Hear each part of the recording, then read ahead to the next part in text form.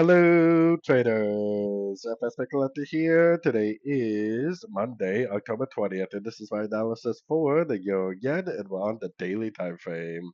So on the daily time frame, the way that this has been going down makes me think that it is very corrective. You got spikes on all the candles. We are bouncing from the 50% pretty nicely. It did try to make an engulfing move to the upside, but it wasn't able to hold yet. If this does break to the upside at a fib level, then we do have to realize that the trend is up on the daily, weekly, and monthly, and it very easily could make a new high. So going down to the 1 hour time frame, yes, there's a big gap that still hasn't been filled, but we do have to realize that this is extremely corrective looking. We also made a nice Fibonacci bounce right here. I think there's a chance that this actually could end up going up, and so many traders are going to be trying to trade this to this gap. It's probably going to end up trapping everybody, going up and taking out these highs, then maybe making a run down to fill that gap.